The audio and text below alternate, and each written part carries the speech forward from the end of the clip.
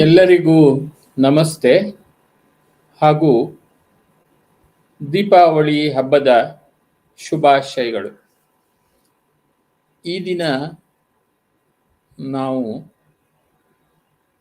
BPAC 112 ಗ್ರಾಮೀಣ ಸ್ಥಳೀಯ ಆಡಳಿತ ಕೋರ್ಸ್ನ ಬ್ಲಾಕ್ 4ರ ಘಟಕ 9ರ ವಿಷಯ ಸೇವಾ ವಿತರಣೆಯಲ್ಲಿ ಸ್ಥಳೀಯ ಸರ್ಕಾರದ ಪಾತ್ರದ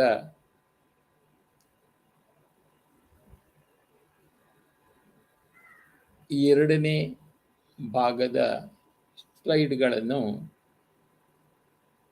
ಕಲಿಯುತ್ತಿದ್ದೇವೆ.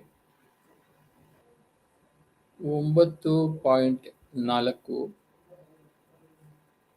Roll of the Panchayati Raj institutions, ಅಂದರೆ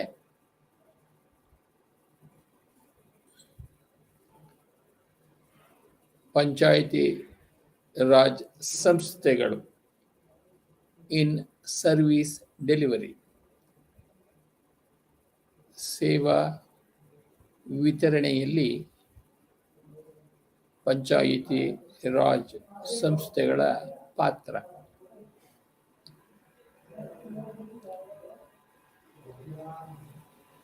ಪಂಚಾಯತ್ಗಳಿಗೆ ಲಭ್ಯವಿರುವ ಸಂಪನ್ಮೂಲಗಳನ್ನು ಬಳಸಿಕೊಂಡು ಆರ್ಥಿಕ ಅಭಿವೃದ್ಧಿ ಮತ್ತು ಸಾಮಾಜಿಕ ನ್ಯಾಯಕ್ಕಾಗಿ ಗ್ರಾಮ ಪಂಚಾಯಿತಿ ಅಭಿವೃದ್ಧಿ ಯೋಜನೆ, ಅಂದರೆ ಗ್ರಾಮ ಪಂಚಾಯತ್ ಡೆವಲಪ್ಮೆಂಟ್ ಪ್ಲಾನ್ ಸಿದ್ಧಪಡಿಸಲು ಕಡ್ಡಾಯಗೊಳಿಸಲಾಗಿದೆ. GPDP ಎಂದು ನಾವು ಉಪಯೋಗಿಸುವಾಗ ಅದು ಆಂಗ್ಲ ಭಾಷೆಯಲ್ಲಿ ಗ್ರಾಮ ಪಂಚಾಯತ್ ಡೆವಲಪ್ಮೆಂಟ್ ಪ್ಲಾನ್ ಎಂದು ತಿಳಿದುಕೊಳ್ಳಬೇಕು, ಹಾಗೂ ಕನ್ನಡದಲ್ಲಿ ಅದನ್ನು ಗ್ರಾಮ ಪಂಚಾಯಿತಿ ಅಭಿವೃದ್ಧಿ ಯೋಜನೆ ಎಂದು ತಿಳಿದುಕೊಳ್ಳಬೇಕಾಗುತ್ತದೆ. GPDP ಯೋಜನಾ ಪ್ರಕ್ರಿಯೆಯು ಸಮಗ್ರವಾಗಿರಬೇಕು ಮತ್ತು ಭಾಗವಹಿಸುವ ಪ್ರಕ್ರಿಯೆಯ ಆಧಾರದ ಮೇಲೆ ಎಲ್ಲ ಸಂಬಂಧಿತ ಕೇಂದ್ರ ಸಚಿವಾಲಯಗಳು, ಲೈನ್ ಇಲಾಖೆಗಳ ಯೋಜನೆಗಳೊಂದಿಗೆ ಸಂಪೂರ್ಣ ಒಮ್ಮುಖವನ್ನು ಒಳಗೊಂಡಿರುತ್ತದೆ.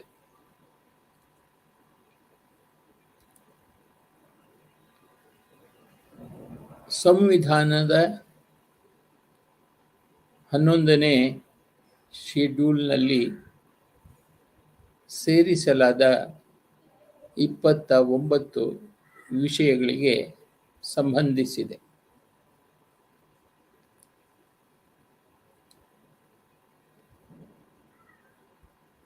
ಹನ್ನೆರಡನೇ ಹಣಕಾಸು ಆಯೋಗವು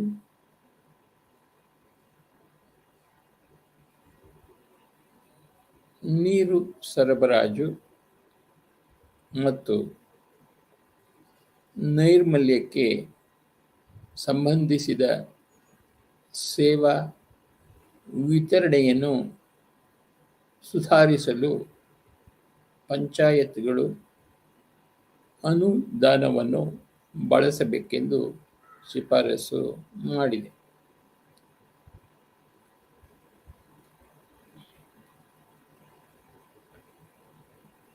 ಹದಿನಾಲ್ಕನೇ ಹಣಕಾಸು ಆಯೋಗವು ನೀಡಿದ ಬೇಷರತ್ತಾದ ಮೂಲ ಅನುದಾನವನ್ನು ನಿರ್ದಿಷ್ಟಪಡಿಸಿದ ಮೂಲ ಸೇವೆಗಳ ಸ್ಥಿತಿಯನ್ನು ಸುಧಾರಿಸಲು ಬಳಸಲು ಉದ್ದೇಶಿಸಲಾಗಿದೆ.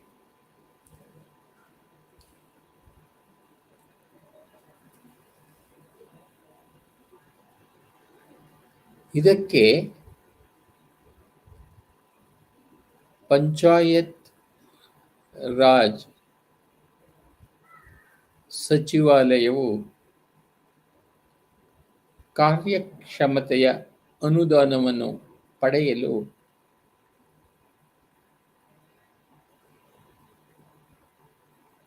ಗ್ರಾಮ ಪಂಚಾಯಿತಿ ಡೆವಲಪ್ಮೆಂಟ್ ಪ್ಲಾನ್ ಅನ್ನು ಪೂರ್ಣಗೊಳಿಸುವ ಷರತ್ತನ್ನು ಸೇರಿಸಿದೆ.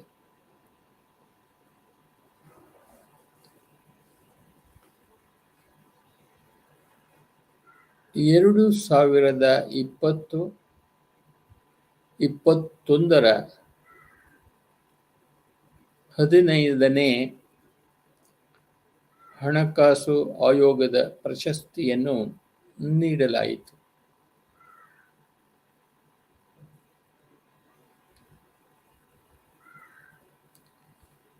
ಎಲ್ಲ 3 ಹಂತದ ಪಂಚಾಯತ್ಗಳನ್ನು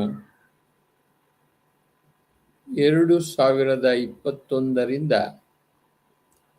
26ರವರೆಗೆ ಪ್ರಸ್ತಾಪಿಸಲಾಗಿದೆ.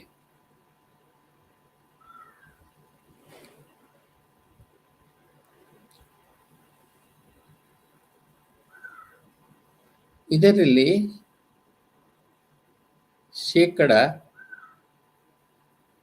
70ರಿಂದ 85ರಷ್ಟು ಪಂಚಾಯಿತಿಗಳಿಗೆ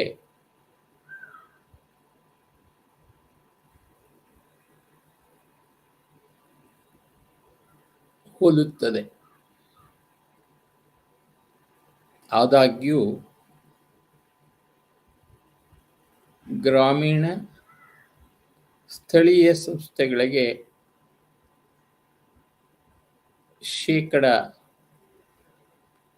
15ರಷ್ಟು ಅನುದಾನವನ್ನು ನೈರ್ಮಲ್ಯ ಮತ್ತು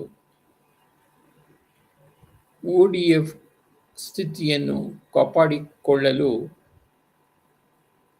ಮತ್ತು ಕುಡಿಯುವ ನೀರು ಮತ್ತು ಮಳೆ ನೀರು ಕೊಯ್ಲು ಪೂರೈಕೆಗೆ ಪ್ರಯತ್ನಿಸಲಾಗಿದೆ. ಗ್ರಾಮೀಣ ಪ್ರದೇಶದ ನಾಗರಿಕರಿಗೆ ವಿವಿಧ ಸೇವೆಗಳ ಪ್ರವೇಶವನ್ನು ಖಚಿತಪಡಿಸಿಕೊಳ್ಳಲು ಅನೇಕ ಕಾರ್ಯಕ್ರಮಗಳನ್ನು ಪ್ರಾರಂಭಿಸಲಾಗಿದೆ. ಈ ಕಾರ್ಯಕ್ರಮಗಳ ಅಡಿಯಲ್ಲಿ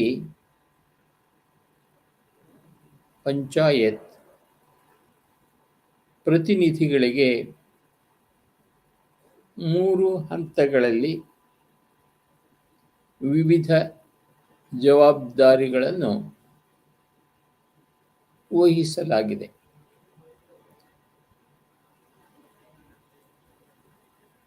ಈ ನಿಟ್ಟಿನಲ್ಲಿ ಪಂಚಾಯತ್ ರಾಜ್ ಸಂಸ್ಥೆಗಳ ಕೆಲವು ಕಾರ್ಯಕ್ರಮಗಳು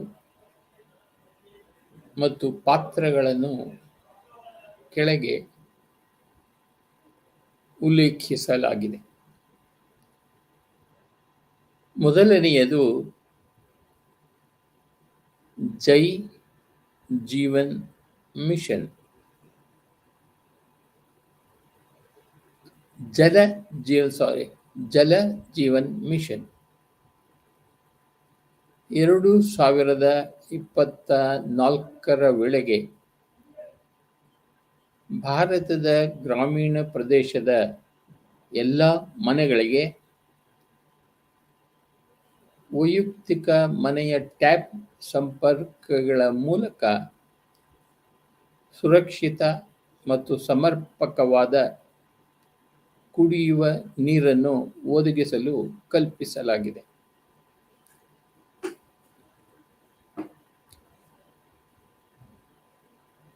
ಮಿಷನ್ ನೀರಿನ ಸಮುದಾಯದ ವಿಧಾನವನ್ನು ಆಧರಿಸಿದೆ ಮತ್ತು ಮಿಷನ್ನ ಪ್ರಮುಖ ಅಂಶವಾಗಿ ವ್ಯಾಪಕವಾದ ಮಾಹಿತಿ,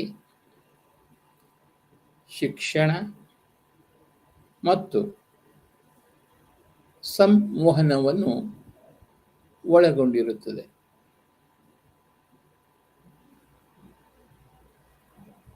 ಇದು ನೀರಿಗಾಗಿ ಜನ ಆಂದೋಲನವನ್ನು ರಚಿಸಲು ನೋಡುತ್ತಿದೆ. ಆ ಮೂಲಕ ಅದನ್ನು ಎಲ್ಲರ ಆದ್ಯತೆಯನ್ನಾಗಿ ಮಾಡುತ್ತದೆ.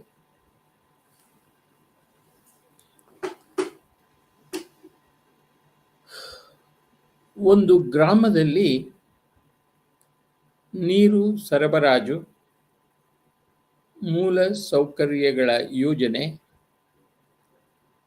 ಅನುಷ್ಠಾನ, ನಿರ್ವಹಣೆ, ಕಾರ್ಯಾಚರಣೆ ಮತ್ತು ನಿರ್ವಹಣೆಯಲ್ಲಿ ಗ್ರಾಮ ಪಂಚಾಯತ್ ಪ್ರಮುಖ ಪಾತ್ರ ವಹಿಸುತ್ತದೆ. ಗ್ರಾಮ ಪಂಚಾಯತ್ನ ಪಾತ್ರವು ಅಗತ್ಯಗಳನ್ನು ಗುರುತಿಸುವುದು,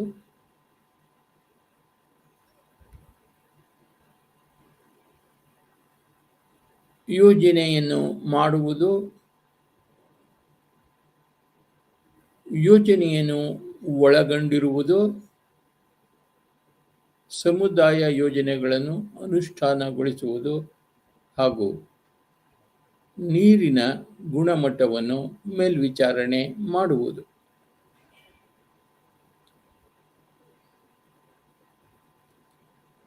ಇದೆಲ್ಲವನ್ನು ಸಾಧಿಸಲು ಗ್ರಾಮ ಪಂಚಾಯತ್ಗಳು ಗ್ರಾಮ ನೀರು ಮತ್ತು ನೈರ್ಮಲ್ಯ ಸಮಿತಿಗಳನ್ನು, ಅಂದರೆ VWSC,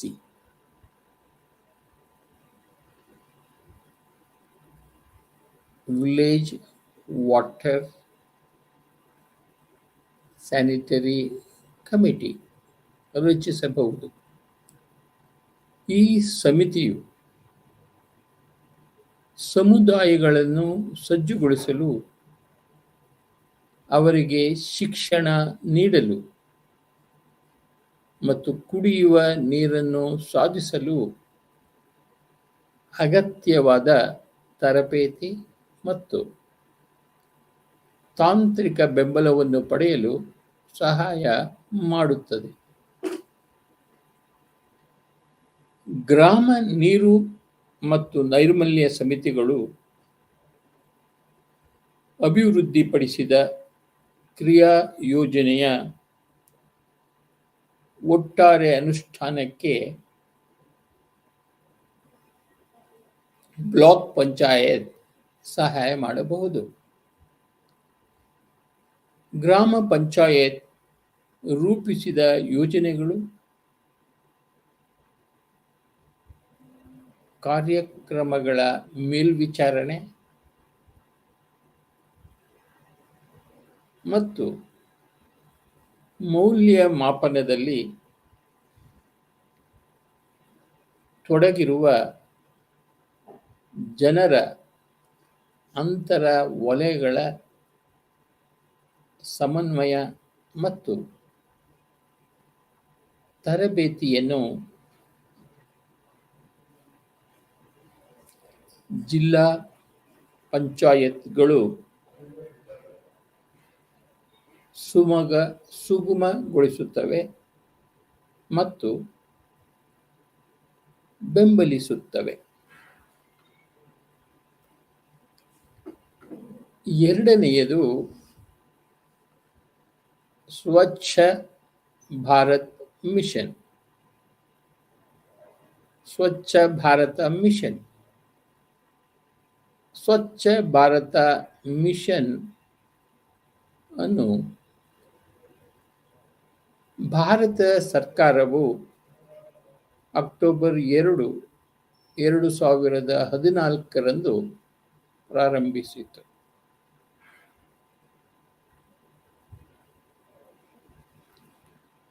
ಮಿಷನ್ ಅನ್ನು ರಾಷ್ಟ್ರವ್ಯಾಪಿ ಅಭಿಯಾನವಾಗಿ ಜಾರಿಗೊಳಿಸಲಾಗಿದೆ. ಇದು 2014ರಿಂದ 2019 ಅವಧಿಯಲ್ಲಿ ಗ್ರಾಮೀಣ ಪ್ರದೇಶಗಳಲ್ಲಿ ಬಯಲು ಶೌಚವನ್ನು ತೆಗೆದುಹಾಕುವ ಗುರಿಯನ್ನು ಹೊಂದಿದೆ. ಸಾಮೂಹಿಕ ನಡವಳಿಕೆಯ ಬದಲಾವಣೆ,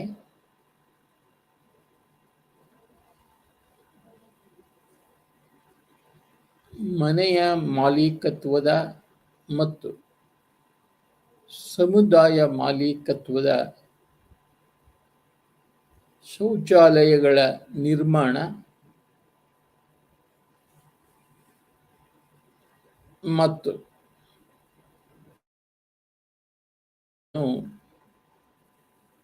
ಮೇಲ್ವಿಚಾರಣೆ ಮಾಡಲು ಕಾರ್ಯವಿಧಾನಗಳನ್ನು ಸ್ಥಾಪಿಸುವುದು. ಕಾರ್ಯಕ್ರಮದ ಅನುಷ್ಠಾನದಲ್ಲಿ ಗ್ರಾಮ ಪಂಚಾಯಿತಿಗಳು ಪ್ರಮುಖ ಪಾತ್ರ ವಹಿಸಬೇಕು.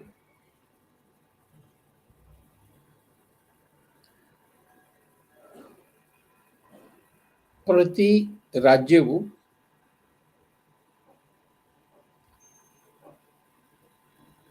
ತನ್ನ ವೈಯಕ್ತಿಕ ಮಟ್ಟದಲ್ಲಿ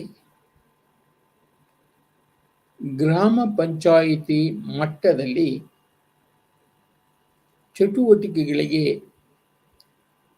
ನಿಧಿಯ ಹರಿವನ್ನು ಚಾನೆಲ್ ಮಾಡಲು ನಿರ್ಧರಿಸುತ್ತದೆ.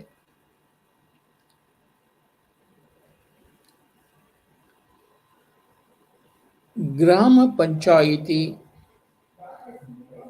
ಚೌಕಟ್ಟಿನೊಳಗೆ ಕೆಲಸ ಮಾಡುವ ಎಲ್ಲ ಸಂಸ್ಥೆಗಳು ಮತ್ತು ಸಮಿತಿಗಳು ತಮ್ಮ ಕಾರ್ಯಕ್ರಮಗಳಲ್ಲಿ ನೈರ್ಮಲ್ಯಕ್ಕೆ ಆದ್ಯತೆ ನೀಡಬೇಕು. ಗ್ರಾಮ ನೀರು ಮತ್ತು ನೈರ್ಮಲ್ಯ ಸಮಿತಿ ಅಂದರೆ VWSC ಪಾನಿ ಸಮಿತಿಯನ್ನು ಉಪವಾಗಿ ರಚಿಸಲಾಗಿದೆ.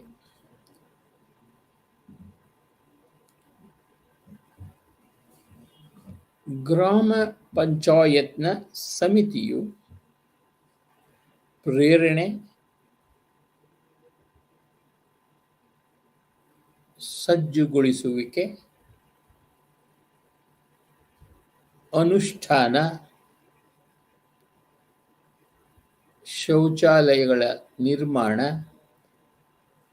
ತ್ಯಾಜ್ಯವನ್ನು ಸುರಕ್ಷಿತವಾಗಿ ವಿಲೇವಾರಿ ಮಾಡುವ ಮೂಲಕ ಸ್ವಚ್ಛ ಪರಿಸರದ ನಿರ್ವಹಣೆಯ ವಿಷಯದಲ್ಲಿ ಬೆಂಬಲ ನೀಡುವುದಕ್ಕಾಗಿ ಅವಕಾಶ ಮಾಡಿಕೊಂಡಿರುತ್ತಾರೆ.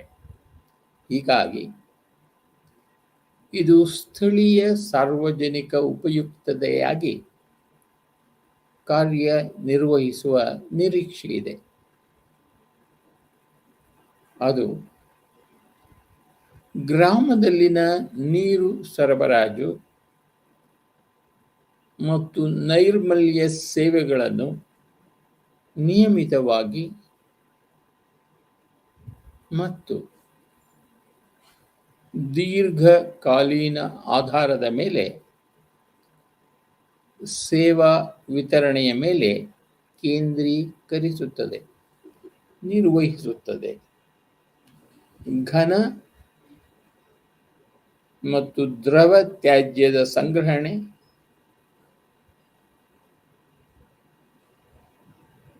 ಮತ್ತು ಪ್ರತ್ಯೇಕತೆ ಹಾಗೂ ನಿರ್ವಹಣೆ ಮತ್ತು ನೀರು ಮತ್ತು ನೈರ್ಮಲ್ಯ ಸೇವೆಗಳಿಗೆ ಮನೆಗಳು ಮಾಸಿಕ ಬಳಕೆದಾರ ಶುಲ್ಕವನ್ನು ಪಾವತಿಸುವುದನ್ನು ಖಚಿತಪಡಿಸಿಕೊಳ್ಳಲು ಗ್ರಾಮ ಪಂಚಾಯಿತಿಗಳು ಜವಾಬ್ದಾರರಾಗಿರುತ್ತವೆ ಎಂದು ನಿರೀಕ್ಷಿಸಲಾಗಿದೆ. ಬ್ಲಾಕ್ ಪಂಚಾಯತ್ಗಳು ಗ್ರಾಮ ಪಂಚಾಯತ್ಗಳಲ್ಲಿ ನೈರ್ಮಲ್ಯ ಸ್ಥಿತಿಯನ್ನು ಮಾರ್ಗದರ್ಶನ, ಬೆಂಬಲ ಮತ್ತು ಮೇಲ್ವಿಚಾರಣೆಯನ್ನು ಒದಗಿಸುವ ನಿರೀಕ್ಷೆ ಇದೆ. ಮೂರನೆಯದು ಸಮಗ್ರ ಶಿಕ್ಷಾ.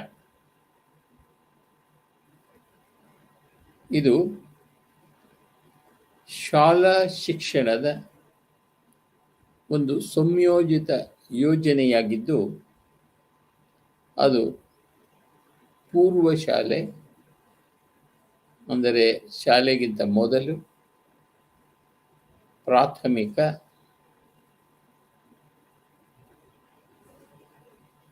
ಮಾಧ್ಯಮಿಕ ಮತ್ತು ಹಿರಿಯ ಮಾಧ್ಯಮಿಕ ಹಂತಗಳಿಂದ ನಿರಂತರವಾಗಿ ಶಾಲೆಯನ್ನು ಕಲ್ಪಿಸುತ್ತದೆ.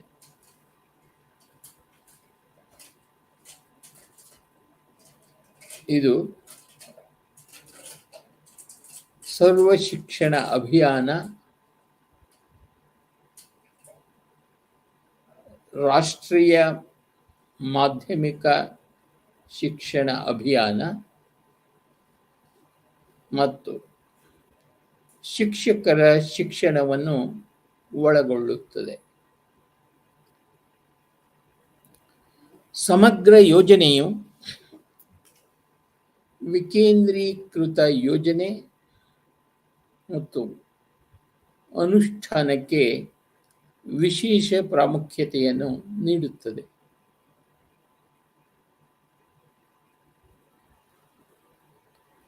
ಪಂಚಾಯತ್ ರಾಜ್ ಸಚಿವಾಲಯವು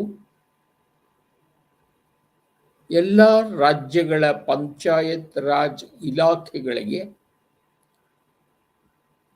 ಶೌಚಾಲಯಗಳ ನಿರ್ಮಾಣ ಮತ್ತು ಕುಡಿಯುವ ನೀರು ಸರಬರಾಜು ವ್ಯವಸ್ಥೆ, ಶೌಚಾಲಯಗಳ ಪೂರೈಕೆಯಲ್ಲಿನ ಲೋಪಗಳನ್ನು ತುಂಬುವುದು,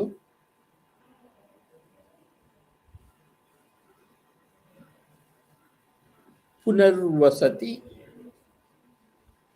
ಮತ್ತು ಅಸ್ತಿತ್ವದಲ್ಲಿರುವ ಶೌಚಾಲಯಗಳ ನಿಯಮಿತ ದುರಸ್ತಿ ಮತ್ತು ಕುಡಿಯುವ ನೀರಿನ ವ್ಯವಸ್ಥೆಯನ್ನು ಸೇರಿಸಲು ಸಲಹೆ ನೀಡಿದೆ.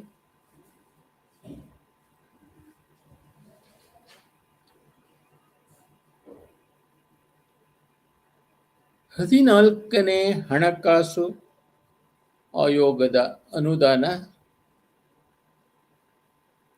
ಮಹಾತ್ಮ ಗಾಂಧಿ ರಾಷ್ಟ್ರೀಯ ಗ್ರಾಮೀಣ ಉದ್ಯೋಗ ಖಾತ್ರಿ ಕಾಯಿದೆ ಅಂದರೆ MGNREGA REGA ಮತ್ತು ಸ್ವಚ್ಛ ಭಾರತ್ ಮಿಷನ್ ಅಡಿಯಲ್ಲಿ ಸಂಪನ್ಮೂಲಗಳನ್ನು ಒಟ್ಟುಗೂಡಿಸಿ ಗ್ರಾಮ ಪಂಚಾಯತ್ ಅಭಿವೃದ್ಧಿ ಯೋಜನೆಗಳನ್ನು ಶಾಲೆಗಳು ಸಿದ್ಧಪಡಿಸಬೇಕಾಗುತ್ತದೆ. ಯೋಜನೆಯ ಮೇಲ್ವಿಚಾರಣೆಯಲ್ಲಿ ಪಂಚಾಯತ್ ರಾಜ್ ಸಂಸ್ಥೆಗಳು ಸಹ ತೊಡಗಿಸಿಕೊಳ್ಳುತ್ತವೆ.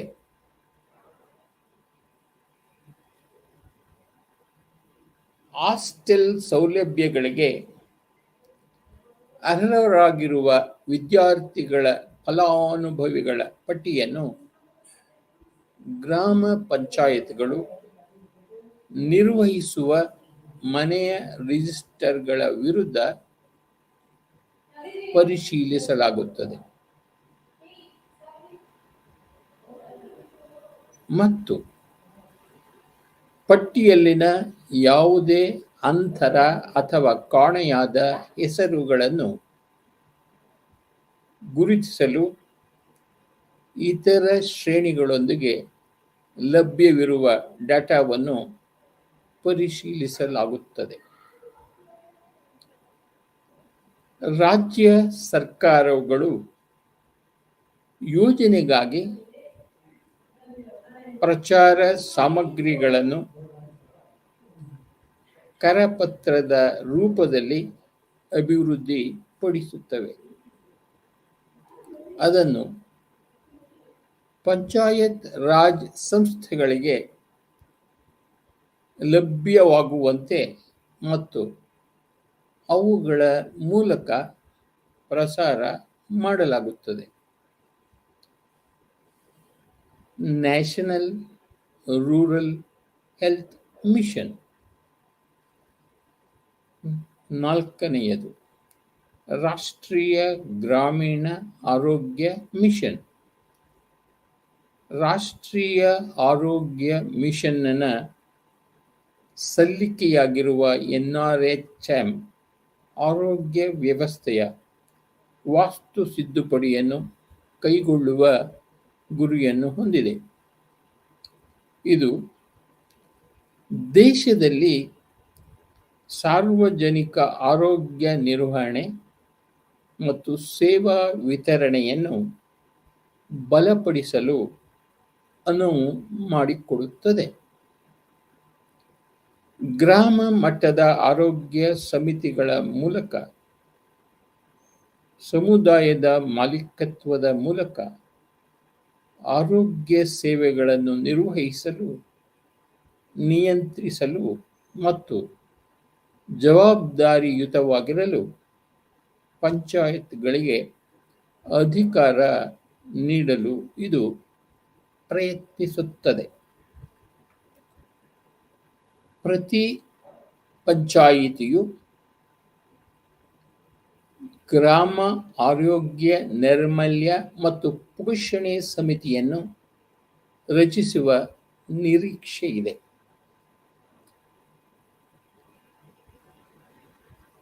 ಇದು ಗ್ರಾಮ ಆರೋಗ್ಯ ಯೋಜನೆಯನ್ನು ಸಿದ್ಧಪಡಿಸುವುದು ಮತ್ತು ಉಪಕೇಂದ್ರಗಳ ಮೂಲಕ ನೀಡಲಾಗುವ ಸೇವೆಗಳ ಮೇಲ್ವಿಚಾರಣೆಯನ್ನು ವಹಿಸುತ್ತದೆ.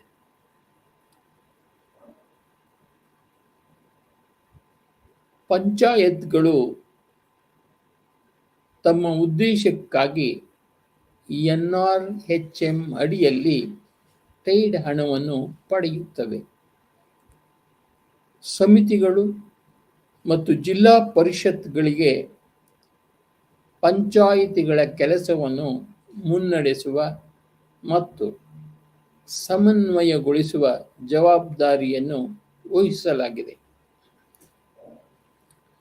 Mahatma Gandhi national rural employment guarantee scheme ಅಂದರೆ MGNREGS, ಮಹಾತ್ಮ ಗಾಂಧಿ ರಾಷ್ಟ್ರೀಯ ಗ್ರಾಮೀಣ ಉದ್ಯೋಗ ಖಾತ್ರಿ ಯೋಜನೆ. ಇದು ಉದ್ಯೋಗ ಖಾತ್ರಿ ಯೋಜನೆಯಾಗಿದ್ದು, ಗ್ರಾಮೀಣ ಪ್ರದೇಶದ ಬಡ ಜನರಿಗೆ ಉದ್ಯೋಗವನ್ನು ಖಾತರಿಪಡಿಸುತ್ತದೆ. 1 ವರ್ಷದಲ್ಲಿ ಕನಿಷ್ಠ 100 ದಿನಗಳು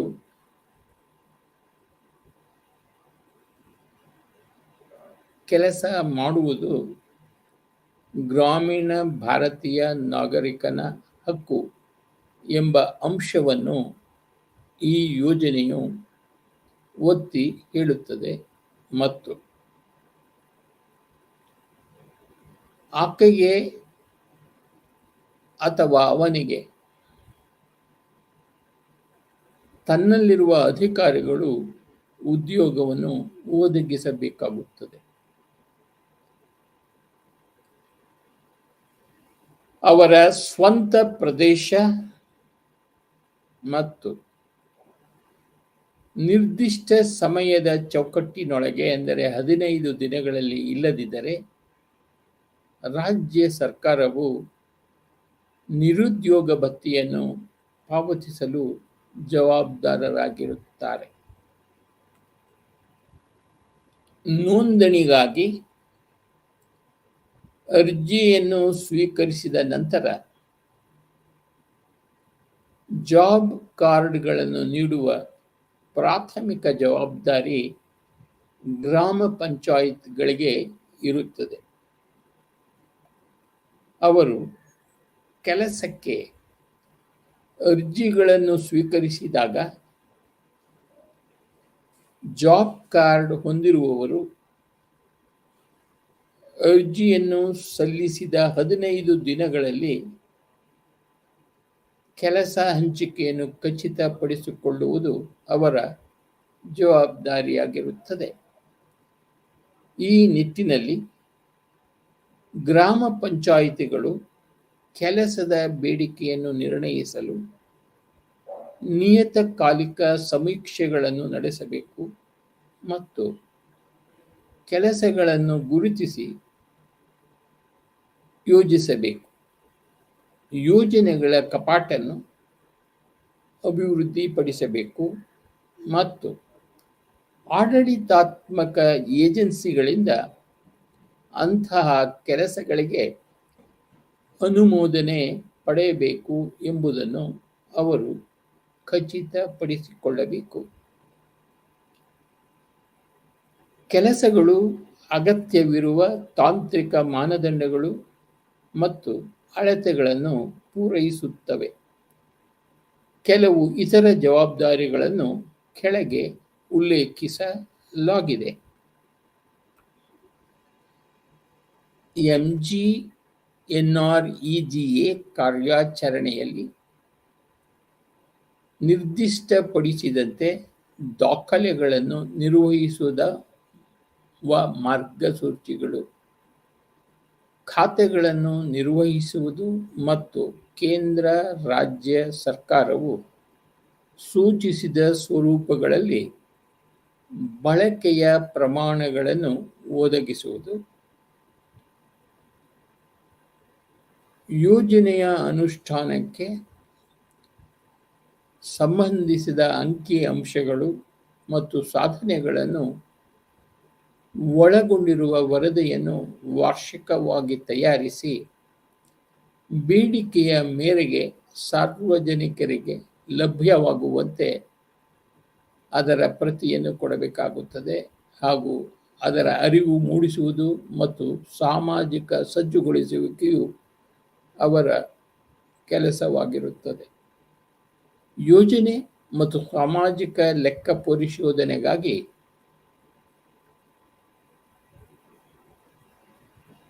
GS ಅನ್ನು ಕರೆಯುವುದು ಗ್ರಾಮ ಮಟ್ಟದಲ್ಲಿ ಅನುಷ್ಠಾನದ ಮೇಲ್ವಿಚಾರಣೆಯನ್ನು ಮಾಡಬೇಕಾಗುತ್ತದೆ. ಪೂರ್ಣಗೊಂಡ ಮತ್ತು ನಡೆಯುತ್ತಿರುವ 2 ಕಾಮಗಾರಿಗಳ ವಿವರಗಳನ್ನು ಪೂರ್ವಭಾವಿಯಾಗಿ ಬಹಿರಂಗಪಡಿಸಬೇಕಾಗುತ್ತದೆ. ಯೋಜನೆಗಳ ಆಡಿಟ್ ನಿಯಮಗಳಲ್ಲಿ ನಿರ್ದಿಷ್ಟಪಡಿಸಿದ ಎಲ್ಲ ಮಾಹಿತಿಯನ್ನು ಒದಗಿಸುವುದು ಸಾಮಾಜಿಕ ಲೆಕ್ಕ ಪರಿಶೋಧಕ ಘಟಕದ ಕೆಲಸವಾಗಿರುತ್ತದೆ. ಪ್ರತಿ ವಾರ್ಡ್ ಮತ್ತು ಗ್ರಾಮ ಪಂಚಾಯತ್ ಮಟ್ಟದಲ್ಲಿ ಕನಿಷ್ಠ ತಿಂಗಳಿಗೆ ಒಮ್ಮೆ ರೋಜ್ಗಾರ್ ದಿವಸವನ್ನು ಆಯೋಜಿಸಬೇಕಾಗುತ್ತದೆ. 6. ಪ್ರಧಾನ ಮಂತ್ರಿ ಗ್ರಾಮ ಸಡಕ್ ಯೋಜನಾ. ಪ್ರಧಾನ ಮಂತ್ರಿ ಗ್ರಾಮ ಸಡಕ್ ಯೋಜನೆ. ಈ ಯೋಜನೆಯನ್ನು ಭಾರತ ಸರ್ಕಾರವು 2000ರಲ್ಲಿ ಪ್ರಾರಂಭಿಸಿತು. ಹರ್ರ ಸಂಪರ್ಕವಿಲ್ಲದ ವಸತಿಗಳಿಗೆ ಉತ್ತಮ ಎಲ್ಲ ಹವಾಮಾನ ರಸ್ತೆ ಸಂಪರ್ಕವನ್ನು ಒದಗಿಸುವುದು ಯೋಜನೆಯ ಗುರಿಯಾಗಿದೆ. ಈ ಯೋಜನೆಯು ಬಡತನ ನಿವಾರಣೆಗೆ ಸರ್ಕಾರದ ಕಾರ್ಯತಂತ್ರಗಳಲ್ಲಿ ಒಂದಾಗಿದೆ. ಪರಿಣಾಮಕಾರಿ ಅನುಷ್ಠಾನಕ್ಕಾಗಿ ಮತ್ತು ಈ ಯೋಜನೆಯ ಉದ್ದೇಶಗಳನ್ನು ಸಾಧಿಸಲು ಸರಿಯಾದ ಯೋಜನೆಯು ಕಡ್ಡಾಯವಾಗಿದೆ. ಆದ್ದರಿಂದ ಯೋಜನೆಯನ್ನು ವ್ಯವಸ್ಥಿತವಾಗಿ ಮತ್ತು ವೆಚ್ಚ ಪರಿಣಾಮಕಾರಿ ರೀತಿಯಲ್ಲಿ ಕಾರ್ಯಗತಗೊಳಿಸಲಾಗುತ್ತದೆ. ಜಿಲ್ಲಾ ಗ್ರಾಮೀಣ ರಸ್ತೆಗಳ ಯೋಜನೆಯನ್ನು ಸಿದ್ಧಪಡಿಸುವ ಕೈಪಿಡಿಯನ್ನು ಮಾರ್ಗಸೂಚಿಗಳ ಭಾಗವಾಗಿ ಪರಿಗಣಿಸಲಾಗಿದೆ. ಕೈಪಿಡಿಯು ಯೋಜನಾ ಪ್ರಕ್ರಿಯೆಯಲ್ಲಿನ ವಿವಿಧ ಹಂತಗಳನ್ನು ಮತ್ತು ವಿವಿಧ ಏಜೆನ್ಸಿಗಳ ಪಾತ್ರವನ್ನು ತಿಳಿಸುತ್ತದೆ. ಮಧ್ಯಂತರ ಪಂಚಾಯತ್, ಜಿಲ್ಲಾ ಪಂಚಾಯತ್ ಹಾಗೂ ರಾಜ್ಯ ಮಟ್ಟದ ಸ್ಥಾಯಿ ಸಮಿತಿ ಹಾಗೂ ಜಿಲ್ಲಾ ಪಂಚಾಯಿತಿಯ ಜವಾಬ್ದಾರಿಗಳು ಇಲ್ಲಿ ಸೇರಿವೆ.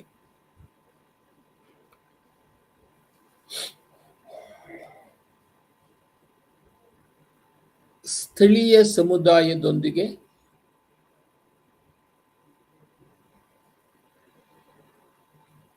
ಸಮಾಲೋಚನೆ ನಡೆಸುವಲ್ಲಿ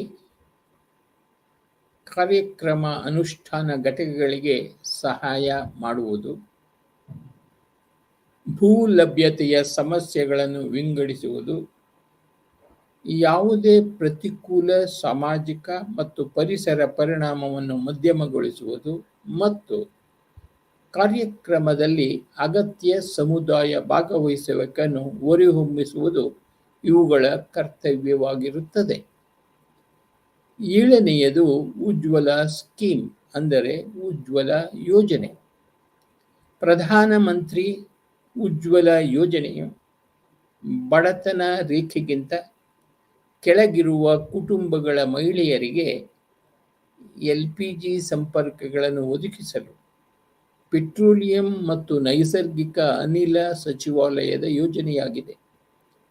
ಎಲ್ಪಿಜಿಯ ಸುರಕ್ಷತೆ ಮತ್ತು ಉಪಯುಕ್ತತೆ, ಮಹಿಳಾ ಸಬಲೀಕರಣ ಮತ್ತು ಶುದ್ಧ ಇಂಧನಗಳ ಬಳಕೆಯ ಆರೋಗ್ಯ ಪ್ರಯೋಜನಗಳು ಇತ್ಯಾದಿಗಳ ಬಗ್ಗೆ ಉಜ್ವಲ ಫಲಾನುಭವಿಗಳಿಗೆ ಜಾಗೃತಿ ಮೂಡಿಸುವ ಜವಾಬ್ದಾರಿಯನ್ನು ಗ್ರಾಮ ಪಂಚಾಯಿತಿಗೆ ನೀಡಲಾಗಿದೆ. ಅಭಿಯಾನಗಳ ಮೂಲಕ ಮುದ್ರಣ ಮಾಧ್ಯಮ, ಸಾಮೂಹಿಕ ಮೇಲಿಂಗ್, ಬಲ್ಕ್ SMS ಇತ್ಯಾದಿಗಳನ್ನು ಬಳಸಿ ಮತ್ತು ಯೋಜನೆಯನ್ನು ಹೆಚ್ಚು ನಾಗರಿಕ ಕೇಂದ್ರಿತವಾಗಿಸುವಲ್ಲಿ, ಯೋಜನೆ ಕುರಿತು ಜಾಗೃತಿ ಮೂಡಿಸುವಲ್ಲಿ ಬ್ಲಾಕ್ ಪಂಚಾಯತ್ಗಳು ಗ್ರಾಮ ಪಂಚಾಯತ್ಗಳಿಗೆ ಸಹಾಯ ಮಾಡುತ್ತವೆ. ಅಂತಿಮ ಫಲಾನುಭವಿಗಳಿಗೆ ಅಂದರೆ BPL ಕುಟುಂಬಗಳಿಗೆ LPG ಸಿಲಿಂಡರ್ಗಳ ವಿತರಣೆಯಲ್ಲಿ ಜಿಲ್ಲಾ ಪಂಚಾಯತ್, ಗ್ರಾಮ ಪಂಚಾಯತ್ ಮತ್ತು LPG ವಿತರಕರಿಗೆ ಸಹಾಯ ಮಾಡುತ್ತದೆ. 8ನೇಯದು ಸ್ವಾಮಿತ್ವ ಭಾರತ ಸರ್ಕಾರವು ಯೋಜನೆಯನ್ನು ಜಾರಿಗೆ ತರಲು ನಿರ್ಧರಿಸಿದ ಡ್ರೋನ್ ಬಳಸಿ ಗ್ರಾಮೀಣ ಜನವಸತಿ ಪ್ರದೇಶದಲ್ಲಿನ ಜಮೀನುಗಳ ಸಮೀಕ್ಷೆ ತಂತ್ರಜ್ಞಾನ ಸೇರಿರುತ್ತದೆ. 5 ವರ್ಷಗಳ ಅವಧಿಯಲ್ಲಿ, ಅಂದರೆ 2020ರಿಂದ 2025 ಹಂತ ಹಂತವಾಗಿ ದೇಶದಾದ್ಯಂತ ಸಮೀಕ್ಷೆಯನ್ನು ಮಾಡಲಾಗುತ್ತದೆ. ಗ್ರಾಮ ಪಂಚಾಯಿತಿಯು ಆಸ್ತಿ ತೆರಿಗೆ ಮತ್ತು ಗ್ರಾಮ ಪಂಚಾಯಿತಿಯ ಆಸ್ತಿ ರಿಜಿಸ್ಟರ್ ಅನ್ನು ಅನ್ವಯಿಸುವಲ್ಲೆಲ್ಲ ಅದನ್ನು ನವೀಕರಿಸಬೇಕಾಗುತ್ತದೆ. ಈ ಪ್ರಕ್ರಿಯೆಯಲ್ಲಿ ಪಂಚಾಯಿತಿ ರಾಜ್ ಸಂಸ್ಥೆಗಳ ಕೆಲವು ಇತರ ಜವಾಬ್ದಾರಿಗಳನ್ನು ಕೆಳಗೆ ಉಲ್ಲೇಖಿಸಲಾಗಿದೆ. ಪ್ರತಿಯೊಂದು ಡ್ರೋನ್ ಮಾನವರಹಿತ ವೈಮಾನಿಕ ವಾಹನ ಹಾರುವ ತಂಡವು ಇರಬೇಕಾಗುತ್ತದೆ. ಕಂದಾಯ ಇಲಾಖೆ ಗ್ರಾಮ ಪಂಚಾಯಿತಿಯಿಂದ ಕನಿಷ್ಠ ಒಬ್ಬ ನೌಕರ ಮತ್ತು ಅಗತ್ಯವಿದ್ದಲ್ಲಿ ಪೊಲೀಸ್ ಇಲಾಖೆಯ ಒಬ್ಬ ಅಧಿಕಾರಿ ಜೊತೆಗಿರಬೇಕಾಗುತ್ತದೆ. ಆ ಪ್ರದೇಶದಲ್ಲಿ ಡ್ರೋನ್ ಹಾರುವ ಮೊದಲು ಆಸ್ತಿಯ ಗಡಿಗಳನ್ನು ಚಿಹ್ನದಿಂದ ಗುರುತಿಸುವುದು ಮಾಲೀಕರು ಮತ್ತು ಗ್ರಾಮ ಪಂಚಾಯತ್ನಲ್ಲಿ ಇದೆ. ಇದು ಪಂಚಾಯತ್ ರಾಜ್ ಇಲಾಖೆ ಮತ್ತು ರಾಜ್ಯ ಕಂದಾಯಕ್ಕೆ ಸಹಾಯ ಮಾಡುತ್ತದೆ. ಇಲಾಖೆಯು ಸಕಾಲದಲ್ಲಿ ಸಮೀಕ್ಷೆಯನ್ನು ಪೂರ್ಣಗೊಳಿಸುತ್ತದೆ. ಇದು ಜನರಲ್ಲಿ ಜಾಗೃತಿ ಮೂಡಿಸಲು ಚಟುವಟಿಕೆಗಳನ್ನು ಕೈಗೊಳ್ಳುತ್ತದೆ. ಸಮೀಕ್ಷೆ ಕುರಿತು ಗ್ರಾಮದ ನಿವಾಸಿಗಳು ಸಹ ಅದರಲ್ಲಿ ಆಸಕ್ತರಾಗಿರುತ್ತಾರೆ. ಪಂಚಾಯತ್ಗಳು ಅಸ್ತಿತ್ವದಲ್ಲಿರುವ ಗ್ರಾಮ ಪಂಚಾಯಿತಿಯ ಆಸ್ತಿ ತೆರಿಗೆ ರಿಜಿಸ್ಟರ್ಗಳನ್ನು ಡಿಜಿಟಲೀಕರಣಗೊಳಿಸುತ್ತವೆ. ಎಲ್ಲೆಲ್ಲಿ ಅವು ಅನ್ವಯಿಸುತ್ತವೆ ಅಲ್ಲಲ್ಲಿ ಅವುಗಳನ್ನು ವಿಚಾರಣೆಗೆ ಲಭ್ಯವಾಗುವಂತೆ ಮಾಡಲಾಗುತ್ತಿದೆ. ಹಾಗೆಯೇ ಮಧ್ಯಂತರ ನಕ್ಷೆ ಹಾಗೂ ದಾಖಲೆಗಳನ್ನು ಸಿದ್ಧಪಡಿಸುವ ಅಧಿಕಾರಿಯು ಅಲ್ಲಿ ಕರ್ತವ್ಯ ಮಾಡಲು ಅವಕಾಶವಿರುತ್ತದೆ. ಅವರು ನೆಲಮಟ್ಟದ ಚಟುವಟಿಕೆಗಳನ್ನು ನಡೆಸಲು ಸಮನ್ವಯಗೊಳಿಸುತ್ತಾರೆ.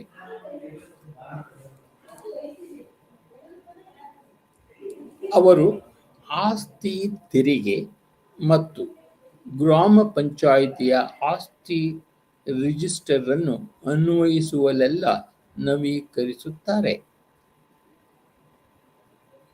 ಸಮೀಕ್ಷೆಯ ನಂತರದ ಆಕ್ಷೇಪಣೆಗಳ ಪರಿಹಾರಕ್ಕೆ ಅವರು ಸಹಾಯ ಮಾಡುತ್ತಾರೆ. ಆಸ್ತಿ ಮಾಲೀಕರಿಂದ ಸ್ವೀಕರಿಸಲಾಗಿದೆ. ಇವುಗಳು ತಿದ್ದುಪಡಿಗೆ ಸಂಬಂಧಿಸಿರಬಹುದು. ಮಾಲೀಕರ ಹೆಸರು, ಆಸ್ತಿ ಗಡಿಗಳು, ಜಂಟಿ ಹಿಡುವಳಿ ಇತ್ಯಾದಿ. ಆಕ್ಷೇಪಣೆಗಳು, ವಿವಾದಗಳು ಹಾಗೂ ಅಂತಿಮ ನಿರ್ಧಾರವು ರಾಜ್ಯಕ್ಕೆ ಇರುತ್ತದೆ. ಇದರಲ್ಲಿ ಅಧಿಕಾರಿಗಳು ಮತ್ತು ನ್ಯಾಯಾಂಗ ವ್ಯವಸ್ಥೆ ಸಹ ಒಳಗೊಂಡಿರುತ್ತವೆ.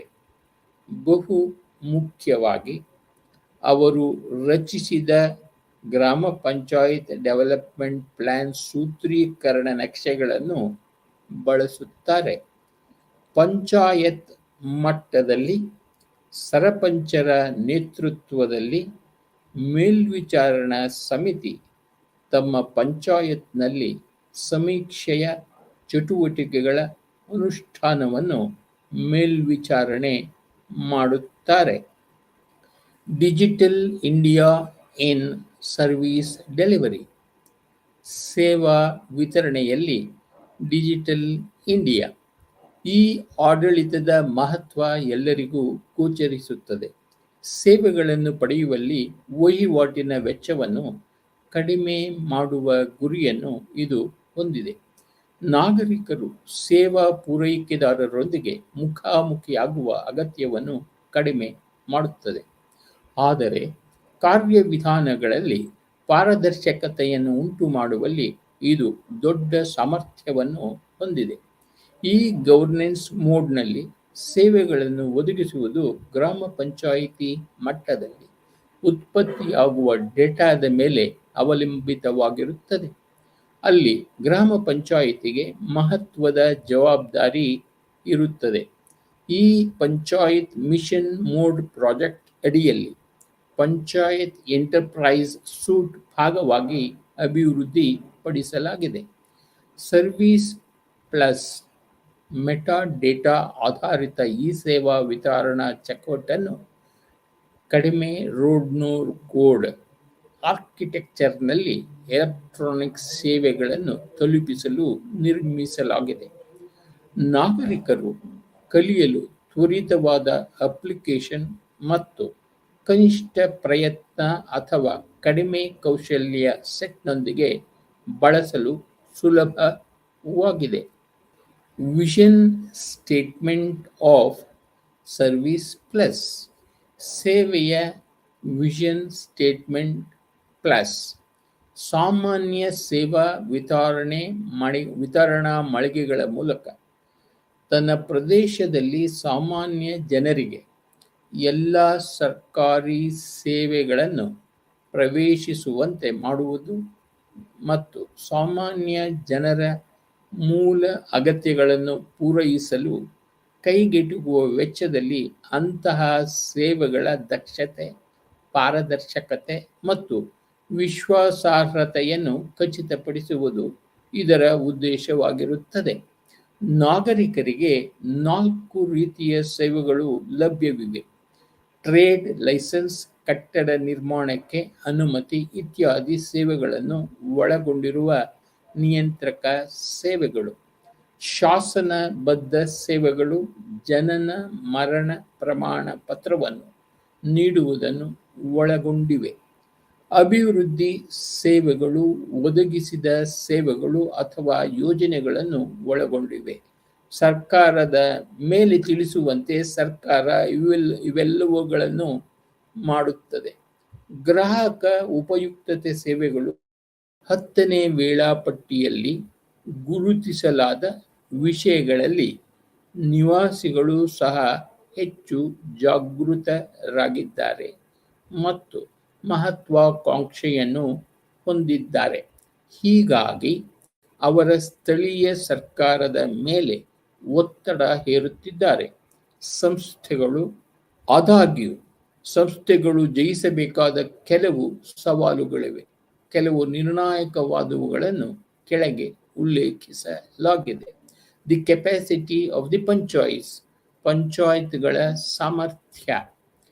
ಆಧುನೀಕರಣಗೊಳ್ಳುತ್ತಿರುವ ಪ್ರಪಂಚದೊಂದಿಗೆ ವೇಗವನ್ನು ಉಳಿಸಿಕೊಳ್ಳಲು ಪ್ರಯತ್ನಿಸುತ್ತಿರುವ ಸರ್ಕಾರಿ ಕಾರ್ಯಕ್ರಮಗಳ ನಿಘಂಟು ವೇಗವಾಗಿ ಬದಲಾಗುತ್ತದೆ. ಅವುಗಳನ್ನು ಶೀಘ್ರವಾಗಿ ಗ್ರಹಿಸುವುದು ತಳಮಟ್ಟದ ಸ್ಥಳೀಯ ನಾಯಕರು ಮತ್ತು ಕಾರ್ಯಕರ್ತರಿಗೆ ಸ್ವಲ್ಪ ತೊಡಕಾಗಿರಬಹುದು. ತಂತ್ರಜ್ಞಾನ ಮತ್ತು ಸಂಪರ್ಕದ ಹೆಚ್ಚುತ್ತಿರುವ ಅಳವಡಿಕೆಯು ದಕ್ಷತೆಯ ಪ್ರಯೋಜನವನ್ನು ಹೊಂದಿದೆ. ಸರ್ಕಾರದ ಮಧ್ಯಸ್ಥಗಾರರು ತಮ್ಮನ್ನು ಅನನುಕೂಲಕರ ಸ್ಥಾನದಲ್ಲಿ ಕಂಡುಕೊಳ್ಳುತ್ತಾರೆ. ಸರ್ಕಾರವು ಸಮಸ್ಯೆಯನ್ನು ಗುರುತಿಸಿದ್ದರೂ ಮತ್ತು ಅದನ್ನು ಪರಿಹರಿಸಲು ಸಾಮರ್ಥ್ಯ ವರ್ಧನೆಯ ಕ್ರಮಗಳನ್ನು ಮಾಡಲಾಗಿದೆ. ಎಲ್ಲ ಕಾರ್ಯಕ್ರಮಗಳ ಅವಿಭಾಜ್ಯ ಅಂಗ. ಆದಾಗ್ಯೂ ಕವರ್ ಮಾಡಬೇಕಾದ ಜನರ ಸಂಪೂರ್ಣ ಪ್ರಮಾಣವು ಬೆದರಿಸುವುದು ಮತ್ತು ನಿರೀಕ್ಷಿತಕ್ಕಿಂತ ಹೆಚ್ಚು ಸಮಯ ತೆಗೆದುಕೊಳ್ಳಬಹುದು.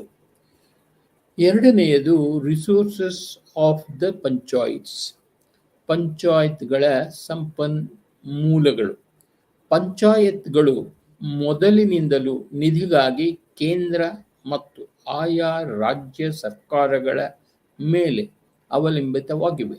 73ನೇ ಕಾನ್ಸ್ಟಿಟ್ಯೂಷನ್ ಅಮೆಂಡ್ಮೆಂಟ್ ಆಕ್ಟ್ ವಿಧಿ 243H ಅವರಿಗೆ ತೆರಿಗೆಗಳನ್ನು ವಿಧಿಸಲು ಮತ್ತು ಬಳಕೆದಾರರ ಶುಲ್ಕವನ್ನು ಅರಿತುಕೊಳ್ಳಲು ಅಧಿಕಾರವನ್ನು ನೀಡಿದರೂ ಬಹುತೇಕ ಪಂಚಾಯತ್ಗಳು ದುರ್ಬಲ ಆಂತರಿಕ ಸಂಪನ್ಮೂಲ ಉತ್ಪಾದನೆಯನ್ನು ಹೊಂದಿವೆ ಎಂಬುದು ಸತ್ಯ. ಪಂಚಾಯತ್ ರಾಜ್ ಸಂಸ್ಥೆಗಳನ್ನು ತಲುಪಿದ ಹಣವನ್ನು ಸಹ ಒಂದು ಯೋಜನೆಗೆ ಹೆಚ್ಚಾಗಿ ಕಟ್ಟಲಾಗಿದೆ ಅಥವಾ ಇನ್ನೊಂದು ಯೋಜನೆಗೆ ಕಟ್ಟಲಾಗಿದೆ ಎಂಬುದು ಇದೆ. ಈಗ ಹಣಕಾಸು ಅಡಿಯಲ್ಲಿ ನೀಡಲಾಗುತ್ತಿರುವ ಕಟ್ಟಡದ ಅನುದಾನ ಆಯೋಗದ ಪ್ರಶಸ್ತಿಗಳು ಅವರಿಗೆ ಸ್ವಲ್ಪ ಅವಕಾಶವನ್ನು ನೀಡಿವೆ. ಆದರೆ ಪಂಚಾಯತ್ ಮಟ್ಟದಲ್ಲಿ ಅಗತ್ಯತೆಗಳು ಹೆಚ್ಚು. ಪಂಚಾಯತ್ಗಳು ನವೀನ ಮಾರ್ಗಗಳನ್ನು ಕಂಡುಕೊಳ್ಳಬೇಕು ಮತ್ತು ಸ್ವಂತವಾಗಿ ಸಂಪನ್ಮೂಲಗಳನ್ನು ಉತ್ಪಾದಿಸುವ ರಾಜಕೀಯ ಇಚ್ಛಾಶಕ್ತಿಯನ್ನು ತೋರಿಸಬೇಕು. ಆದಾಗ್ಯೂ ಅದು ಸಂಭವಿಸುವವರೆಗೆ ಗ್ರಾಮ ಮಟ್ಟದಲ್ಲಿ ವ್ಯಕ್ತಪಡಿಸಿದ ಅಗತ್ಯಕ್ಕೆ ಸ್ಥಳೀಯ ಪ್ರತಿಕ್ರಿಯೆ ಇರುವುದಿಲ್ಲ. 3. Interaction with the officials of the line agencies. Line ಏಜೆನ್ಸಿಗಳ ಅಧಿಕಾರಗಳೊಂದಿಗೆ ಸಂವಹನ. ಪಂಚಾಯತಿ ಮುಖಂಡರು ಹಾಗೂ ಗ್ರಾಮ ಸಭೆಯ ಜನರು ಲೈನ್ ಏಜೆನ್ಸಿಗಳ ಅಧಿಕಾರಗಳೊಂದಿಗೆ ಸಂವಹನ ನಡೆಸಲು ಕಷ್ಟಪಡುತ್ತಾರೆ. ಮಹತ್ವಾಕಾಂಕ್ಷೆಯ ಗ್ರಾಮೀಣ ಜನಸಂಖ್ಯೆಯು ಸೇವೆಗಳ ನಿಷ್ಕ್ರಿಯ ಸ್ವೀಕರಿಸುವವರ ಸ್ವಯಂ ಸ್ಥಾಪಿತ ಅಡೆತಡೆಗಳನ್ನು ಜಯಿಸಲು ಪ್ರಯತ್ನಿಸುತ್ತಿದೆ. ಆದಾಗ್ಯೂ ಇನ್ನೂ ಸಂವಹನ ಅಂತರಗಳಿವೆ. ಅದೇ ಸಮಯದಲ್ಲಿ, ವಿಶೇಷವಾಗಿ ಕಳೆದ 2 ದಶಕಗಳಲ್ಲಿ, ಪಾರದರ್ಶಕತೆ ಮತ್ತು ಉತ್ತರದಾಯಿತ್ವವನ್ನು ಹೆಚ್ಚಿಸಲು ತೆಗೆದುಕೊಂಡ ಕ್ರಮಗಳು ಮತ್ತು ಕಾರ್ಯನಿರ್ವಹಣೆಯ ಒತ್ತಡವು ಆಡಳಿತ ಯಂತ್ರದ ಮೇಲೆ ಹೆಚ್ಚಿನ ಒತ್ತಡವನ್ನು ಉಂಟುಮಾಡಿದೆ. ಅದರ ಹೊರತಾಗಿಯೂ ಇದು ಸವಾಲಾಗಿ ಉಳಿದಿದೆ. ವಿವಿಧ ಸೇವೆಗಳನ್ನು ಒದಗಿಸುವ ಲೈನ್ ಏಜೆನ್ಸಿಗಳ ಸಿಬ್ಬಂದಿಯಲ್ಲಿ ನಿರಂತರ ವರ್ತನೆಯ ಬದಲಾವಣೆಯನ್ನು ಖಾತ್ರಿಪಡಿಸುವುದು. 4. Elected women representatives. ಚುನಾಯಿತ ಮಹಿಳಾ ಪ್ರತಿನಿಧಿಗಳು. ನಾಯಕರಾಗಿ ಮಹಿಳೆಯರ ಪರಿಣಾಮಕಾರಿತ್ವಕ್ಕೆ ಸಾಕಷ್ಟು ಪುರಾವೆಗಳಿವೆ ಮತ್ತು ಅಭಿವೃದ್ಧಿಯೊಂದಿಗೆ ಅವರ ಸಕಾರಾತ್ಮಕ ಸಂಬಂಧವು ಈಗ ಉತ್ತಮವಾಗಿ ಸ್ಥಾಪಿತವಾಗಿದೆ. ಮೀಸಲಾತಿ ಅಡಿಯಲ್ಲಿ ಚುನಾಯಿತರಾದ ಮಹಿಳೆಯರು ಕುಡಿಯುವ ನೀರಿನಂತಹ ಸಮುದಾಯದ ಆದ್ಯತೆಗಳನ್ನು ಪ್ರತಿಬಿಂಬಿಸುವ ಸಾರ್ವಜನಿಕ ಸರಕುಗಳಲ್ಲಿ ಹೆಚ್ಚು ಹೂಡಿಕೆ ಮಾಡುತ್ತಾರೆ. ವರದಿಯಾದ ಅನುಭವವು ಮಹಿಳಾ ನಾಯಕರಿಗೆ ಅವರ ಸಮುದಾಯಗಳಲ್ಲಿನ ಜನರ ಆದ್ಯತೆಗಳು ಮತ್ತು ಅಭಿವೃದ್ಧಿಯ ಆದ್ಯತೆಗಳನ್ನು ಹೊಂದಿದೆ ಎಂದು ತೋರುತ್ತದೆ. ಮಹಿಳಾ ನಾಯಕರಿಗೆ ಮೀಸಲಾದ ಕ್ಷೇತ್ರಗಳು ಹೆಚ್ಚಿನ ನಾಗರಿಕ ಸೌಲಭ್ಯಗಳನ್ನು, ಅಂದರೆ ಕುಡಿಯುವ ನೀರು, ಶಾಲೆಗಳು, ಆರೋಗ್ಯ ಕೇಂದ್ರಗಳು, ನ್ಯಾಯಬೆಲೆ ಅಂಗಡಿಗಳು ಹೊಂದಿವೆ ಎಂದು ಸಂಶೋಧನೆ ತೋರಿಸುತ್ತದೆ ಮತ್ತು ಈ ಸೌಲಭ್ಯಗಳ ಮಾಪನದ ಗುಣಮಟ್ಟವು ಮೀಸಲು ರಹಿತ ಕ್ಷೇತ್ರಗಳಲ್ಲಿರುವಂತೆಯೇ ಕನಿಷ್ಠ ಮಟ್ಟದ್ದಾಗಿದೆ. ಅಂತಹ ದೃಢವಾದ ಸಾಂವಿಧಾನಿಕ ಕ್ರಮಗಳ ಮೌಲ್ಯವನ್ನು ಎತ್ತಿ ತೋರಿಸುತ್ತದೆ. ಆದಾಗ್ಯೂ ಮಹಿಳೆಯರ ರಾಜಕೀಯ ಭಾಗವಹಿಸುವಿಕೆಯು ಲಿಂಗವನ್ನು ಮುಂದುವರಿಸಿದೆ. ಆರೋಗ್ಯ ಮತ್ತು ಶಿಕ್ಷಣ ಮಹಿಳೆಯರಿಗೆ ಸೂಕ್ತವಾದ ಕ್ಷೇತ್ರಗಳೆಂದು ಪರಿಗಣಿಸಲ್ಪಟ್ಟಿದ್ದರೂ ಗ್ರಾಮೀಣ ಮೂಲ ಸೌಕರ್ಯ ಮತ್ತು ಬಜೆಟ್ ನಿರ್ವಹಣೆ ಪುರುಷರ ಸಂರಕ್ಷಣೆಯಾಗಿ ಉಳಿದಿದೆ. 9.5 6. ಸಮ್ಮರಿ ಅಂದರೆ ಸಾರಾಂಶ. ಅನೇಕ ಯೋಜನೆಗಳ ಅಡಿಯಲ್ಲಿ ವಿವಿಧ ಸೇವೆಗಳಿಗೆ ಗ್ರಾಮ ಮಟ್ಟದ ಯೋಜನೆಗಳನ್ನು ತಯಾರಿಸಲಾಗುತ್ತದೆ. ಆದಾಗ್ಯೂ ಅವುಗಳನ್ನು ಜಿಲ್ಲಾ ಮಟ್ಟದ ಯೋಜನೆಗೆ ಜಿಲ್ಲಾ ಮಟ್ಟದಲ್ಲಿ ಸಂಯೋಜಿಸಿದಾಗ ಲಭ್ಯವಿರುವ ಸಂಪನ್ಮೂಲಗಳ ದೃಷ್ಟಿಯಿಂದ ಆದ್ಯತೆಯು ಜಿಲ್ಲೆಯ ಅನೇಕ ಪಂಚಾಯಿತಿಗಳ ಪಂಚಾಯತ್ ಮಟ್ಟದ ಯೋಜನೆಗಳ ಮೇಲೆ ಪರಿಣಾಮ ಬೀರುತ್ತದೆ. ಅದಲ್ಲದೆ ಸಾಕಷ್ಟು ಅಧಿಕಾರ ಮತ್ತು ಸ್ವಾಯತ್ತತೆಯನ್ನು ವಿವಿಧ ಹಂತದ ಪಂಚಾಯತ್ ರಾಜ್ ಇನ್ಸ್ಟಿಟ್ಯೂಷನ್ಗಳಿಗೆ ನೀಡಲಾಗುವುದಿಲ್ಲ ಅಥವಾ ಈ ಸಂಸ್ಥೆಗಳು ಆ ಜವಾಬ್ದಾರಿಗಳನ್ನು ಪರಿಣಾಮಕಾರಿಯಾಗಿ ನಿರ್ವಹಿಸುವ ಸಾಮರ್ಥ್ಯವನ್ನು ಹೊಂದಿರುವುದಿಲ್ಲ. ಅಲ್ಲಿ ಪರಿಣಾಮಕಾರಿ ಸೇವಾ ವಿತರಣೆಗಾಗಿ ಪಂಚಾಯತ್ ರಾಜ್ ಇನ್ಸ್ಟಿಟ್ಯೂಷನ್ ಸದಸ್ಯರು ಮತ್ತು ಲೈಜ್ ಏಜೆನ್ಸಿಗಳ ಸಿಬ್ಬಂದಿಗಳ ಹೆಚ್ಚಿನ ಸಹಕಾರ ಮತ್ತು ಸಮನ್ವಯತೆಯ ಅಗತ್ಯವಿದೆ. ಇದರೊಂದಿಗೆ ನಾವು BPAC 112 ಗ್ರಾಮೀಣ ಸ್ಥಳೀಯ ಆಡಳಿತ ಬ್ಲಾಕ್ 4 ಘಟಕ 9 ಸೇವಾ ವಿತರಣೆಯಲ್ಲಿ ಸ್ಥಳೀಯ ಸರ್ಕಾರದ ಪಾಠವನ್ನು ಮುಗಿಸಿದ್ದೇವೆ. ಎಲ್ಲರಿಗೂ ನಮಸ್ತೆ ಮತ್ತು ದೀಪಾವಳಿಯ ಶುಭಾಶಯಗಳು.